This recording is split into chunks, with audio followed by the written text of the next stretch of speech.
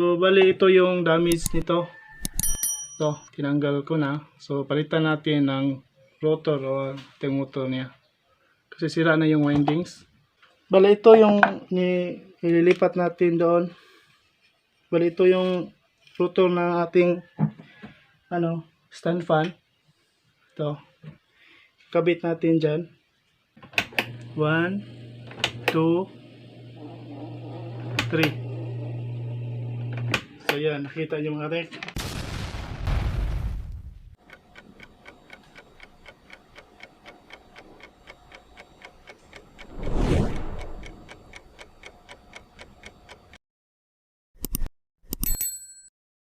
So hello mga katek, ito pala yung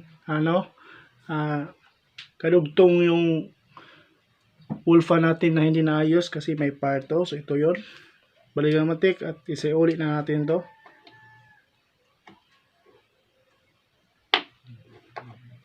So yan, nag-result symbol po tayo. Ang problema nito is windings niya. Tinanggal ko lang dito kasi chine-check ko kung okay na ba. So since okay naman. So yan. Balik natin. So bali mga katek, meron po tayong ibang electric fan. So saktong-sakto sa kanya kasi 60 watts din. Kasi 60 watts din ito. Bali ang brand lang nakaiba, Astron. So dito natin ikabit. So yan, bali ito, dito yon. So bali ito yung damage nito. Ito, tinanggal ko na. So palitan natin ng rotor o yung motor niya. Kasi sira na yung windings. Bali dito ko yung tinanggal, so ikabit lang natin.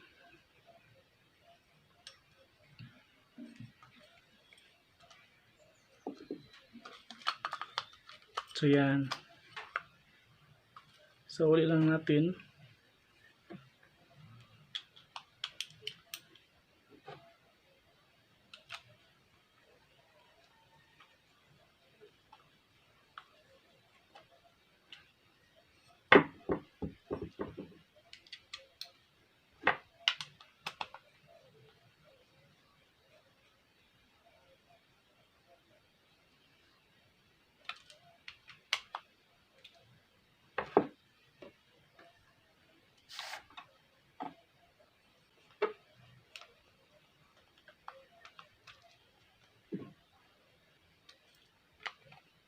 So yan. Balik, ano na natin ito.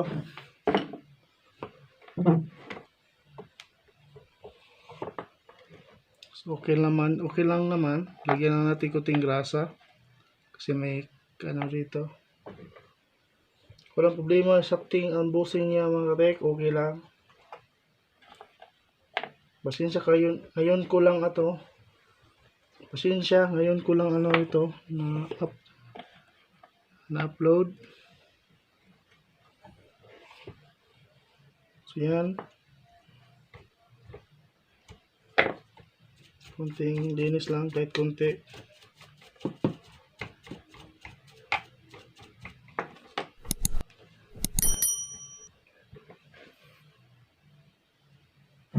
Bali ito yung nililipat natin doon.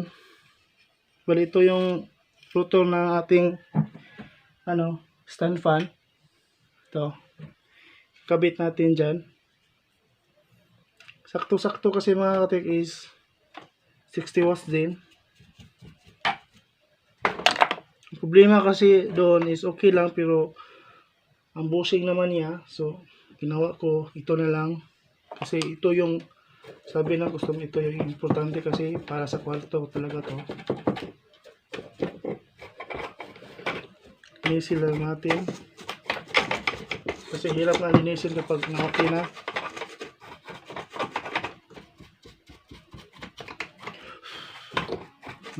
Okay na yan.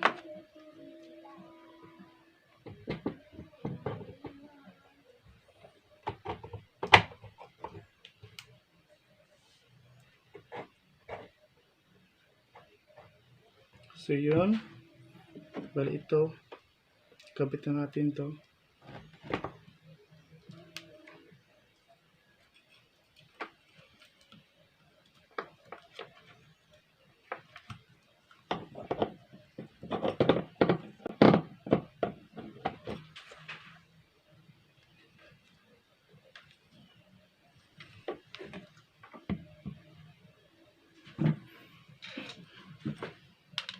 Adjust lang konti. So, yan.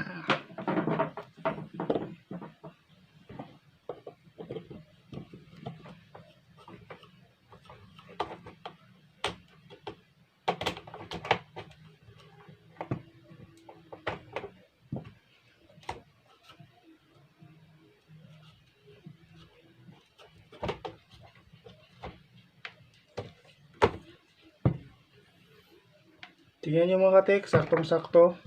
So, ilalagay natin to. Screw niya.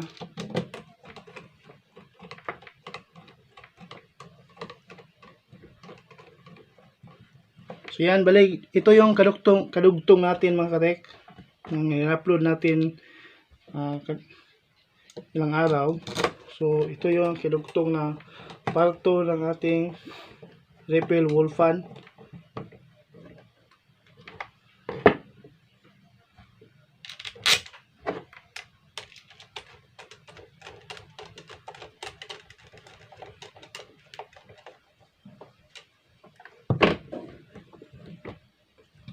Pasensyain niyo mga katik, video makalat kasi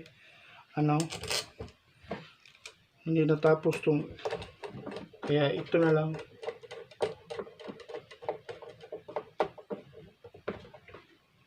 Siyan. Siyan.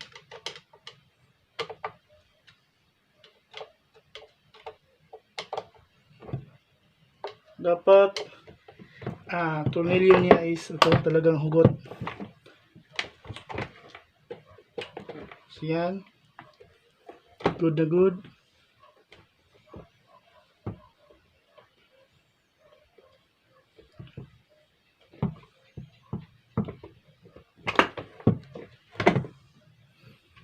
Bali, i-solder na natin to. Soldahin natin to.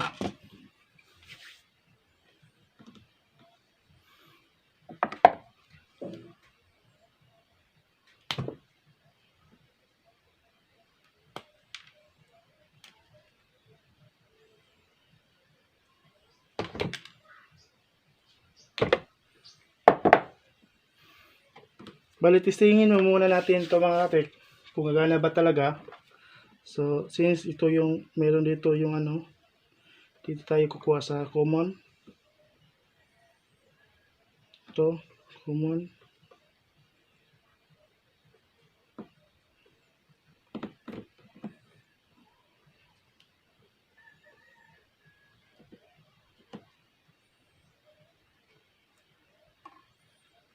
Dito sa gray. Color coding lang ito mga katik. Usually, sa mga color coding talaga, kung anong kulay niya, yun lang. So, ito lang. Nakita ko noon, pareha lang siya. Saktong-sakto. So, nilipat ko na lang. Kasi sabi ng mayari kasi, mas prepares lang ito yung maayos. Kasi, ito, para sa kwarto. Lagyan na lang ng kunting tape mga katek para hindi ma-short.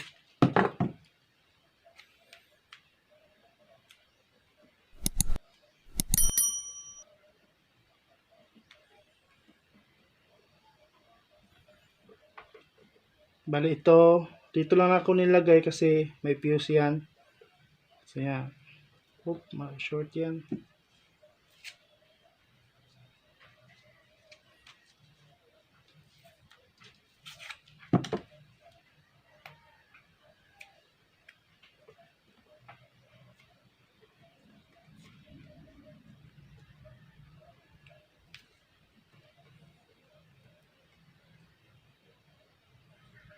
So yan.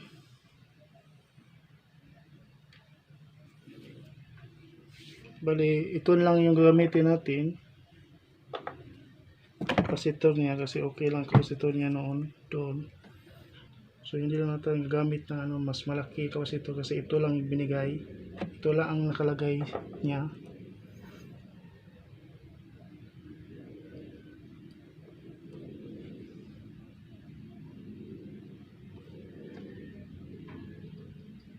Testing muna mga katek.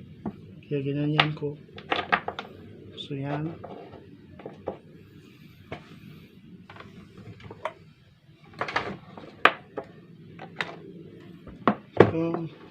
So lalagay natin to.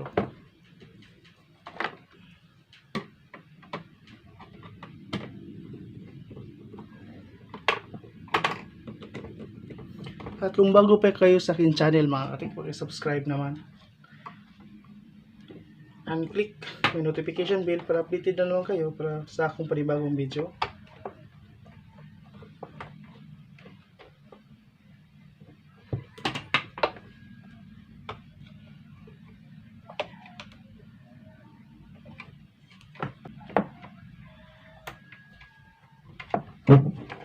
Bali ang problema ng isa mga katik, yung router niya is sira na talaga, shorted na. Kaya pinalitan na natin.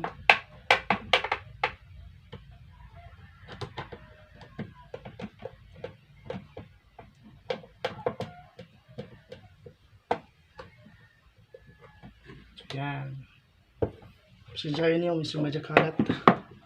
So ngayon, test natin. Bali ito na yung bagong motor niya, pero hindi talaga bago kasi binaklas lang natin sa isa.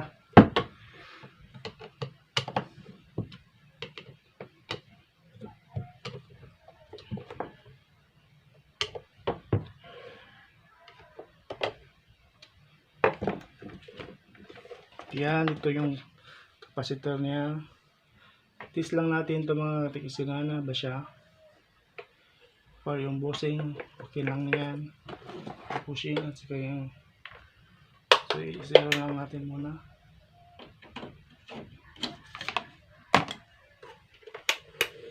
So yun, gagana siya mga katik. 2, 3. So bali, ito na ito yung gagawin natin. Ito mga katik, gagana siya.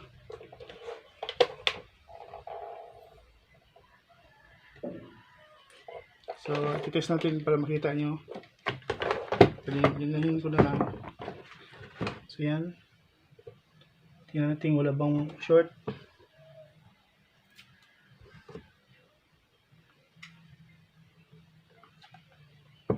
So, yan. Kita nyo mga katek, titest natin to. So, yan, para makita nyo talaga. So, yan. Saksak natin.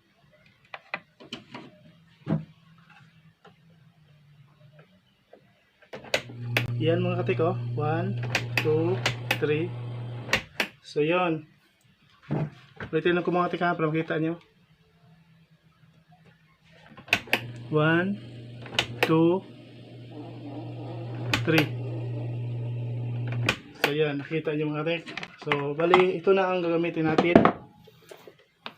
So, okay naman siya. So, yan.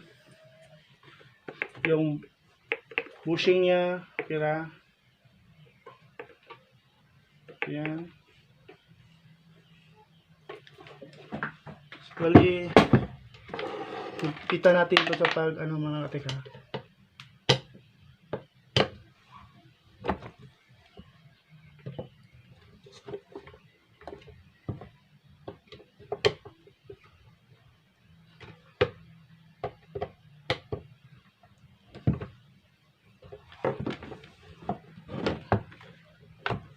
So yan, ito na. So, bali, susuldahin na natin to. Bali, ito na ating gagamitin mga katik kasi ano ito eh, may saksak pro. Ito na lang para iwas tayo short. So, so yan. Gagawin lang natin tong kapasitor, tapos isusuldahin natin to.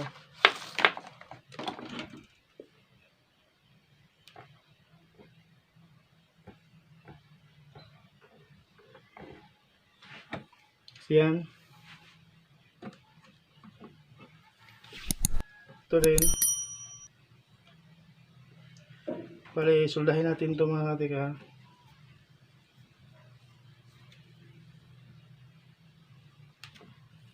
Para sure. Ito, ground, positive, yellow.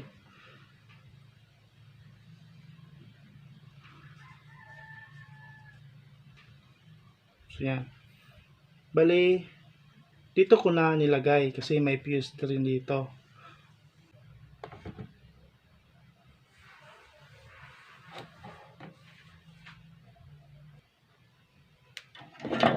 So, soldahin natin ito ha.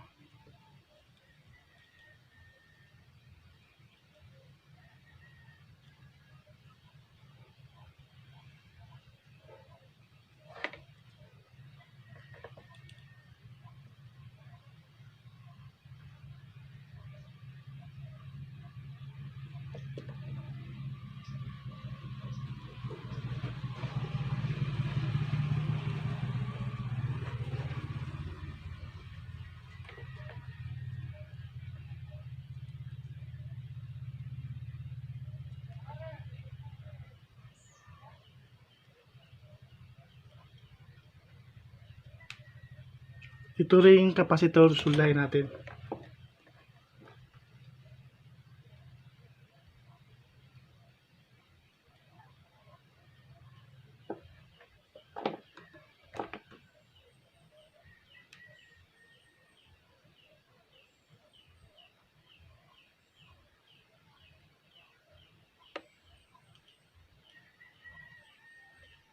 So yan. Nasusulda na yan. Nasulda na siya mga katek.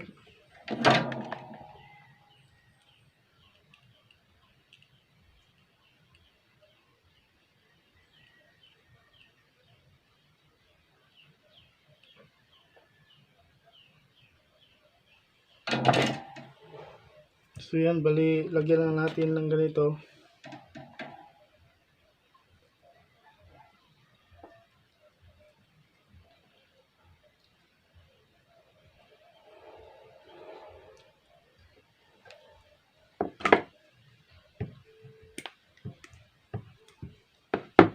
So yan.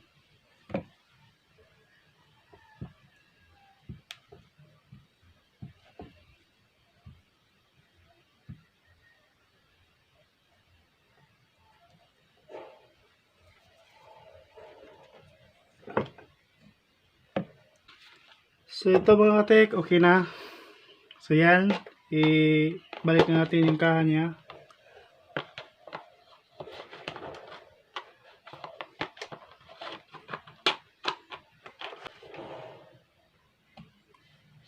So yan mga katek, cover na natin.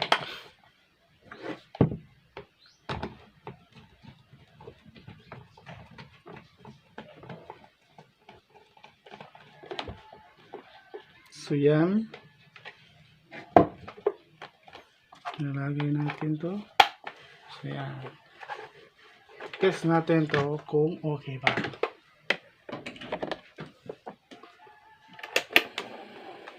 So yan mga katek, 1 2 3. So yun, so ilagay natin to palaban niya mga katek. Pag-on ko muna, i-off mo muna. See? Ito yung, so yan. So yan mga katek. Ilagay na natin ang iyang kaha.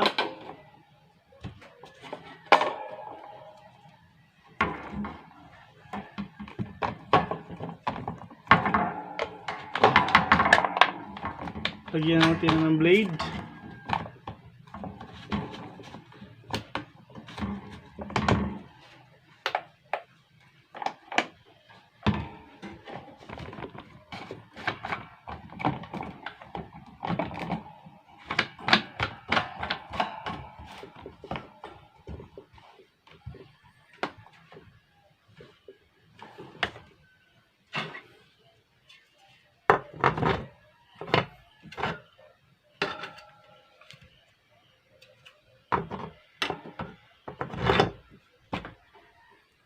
So yan, malapit na matapos.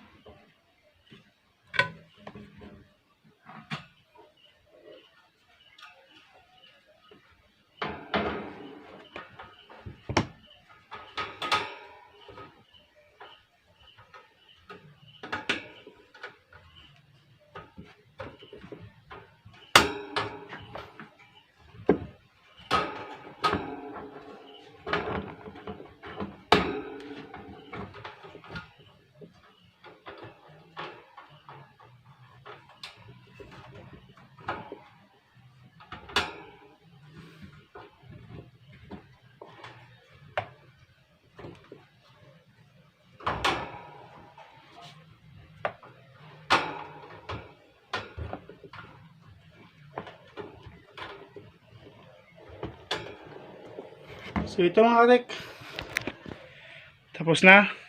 So i-test na natin to. So yan, i-test natin to.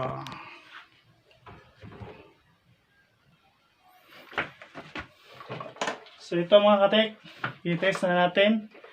Bali nakasaksak na siya. So i-test natin. Ito pala yung pinalitan natin ng rotor. So ito yan. So yan. Number 1, number 2, number 3. So yan, i-rotate natin. So yun, okay na okay mga katek. So kung bago pa kayo sa channel mga katek, subscribe naman and click notification bell para updated po kayo sa aking panibagong video. So yun, steady po natin.